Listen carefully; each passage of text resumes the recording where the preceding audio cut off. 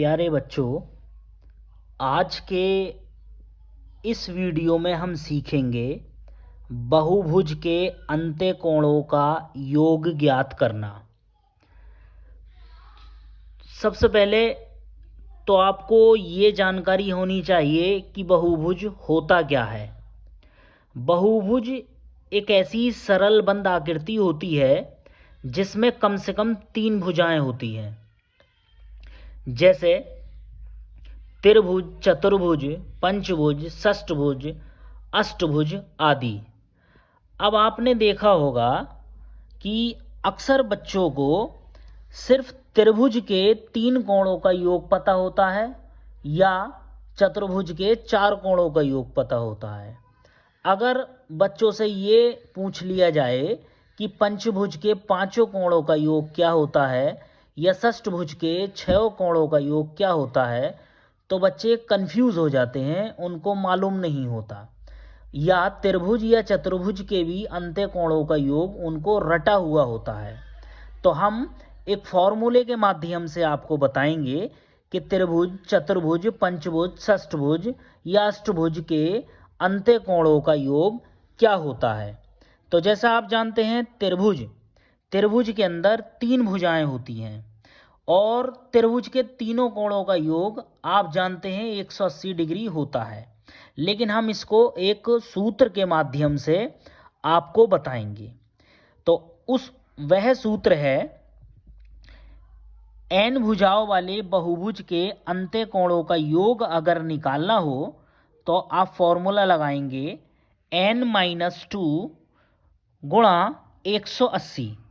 अब जैसे आपको त्रिभुज के तीनों कोणों का योग ज्ञात करना है तो n की जगह पर लिख देंगे आप 3, क्योंकि त्रिभुज के अंदर 3 भुजाएं होती हैं।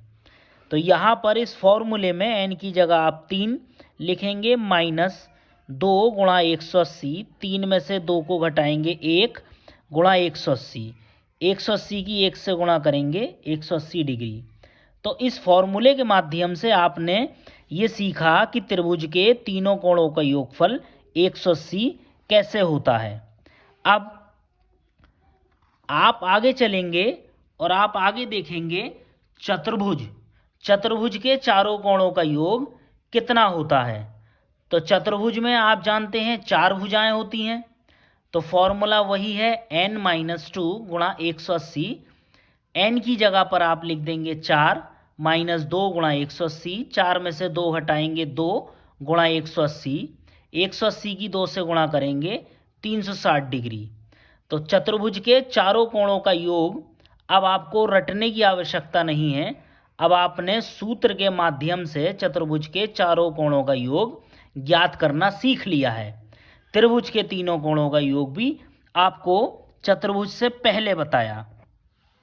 अब आप इसी क्रम में आगे बढ़ते हुए, यहाँ से बच्चे को कन्फ्यूज़न हो जाती है। जैसे ही उसके सामने ये सवाल आता है, ये प्रश्न आता है कि पंचभुज के 5 कोणों का योग कितना होता है, तो अब चूंकि हमने ये सूत्र से त्रिभुज और चतुर्भुज के अंत्य कोणों का योग आपको ज्ञात करना सिखाया, अब इसी सूत्र के माध्यम से हम पंचभुज के 5 कोणों का योग ज्ञात करेंगे। तो आप जैसे देख रहे हैं, हमने एक सामने आकृति बनाई है और फॉर्मूला आपका वही है, बस यहाँ पर चूंकि पंचभुज है तो यहाँ भुजाएं 5 हैं।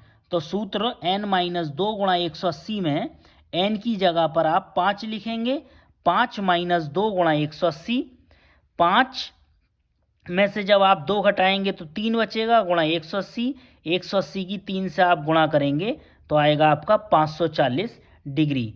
तो आपने ये सीखा कि पंचभुज के 5 कोणों का योगफल 540 डिग्री होता है। अब एक अगली आकृति और हमने यहाँ पर बनाई है और यह आकृति है आपकी षष्ठभुज की। तो षष्ठभुज में जैसा इसके नाम से ही आपको पता चल पा रहा है कि षष्ठभुज में 6 भुजाएं होती हैं। तो षष्ठभुज के लिए सूत्र वही रहेगा आपका n-2 गुणा 180। षष्ठभुज है तो n का मान आप 6 लिख देंगे, n-2 गुणा 180, n की जगह पर आप 6 लिखेंगे, -2 गुणा 180, 6 में से 2 घटाएंगे 4 गुणा 180, 4 की गुणा 180 से करेंगे तो आएगा आपका 720। तो इस तरह से आपने त्रिभुज, चतुर्भुज, पंचभुज, षष्ठभुज के सभी अंत्यकोणों का योग ज्ञात करना सीख लिया। अब किसी भी आकृति, उसके अंदर चाहे 10 भुजाएं हों, चाहे 15 भुजाएं हों, 20 भुजाएं हों, कितनी भी भुजाओं वाली आकृति आ जाए और आपसे पूछ लिया जाए कि इसके सभी अंत्यकोणों का योग कितना होगा, तो आप इस सूत्र में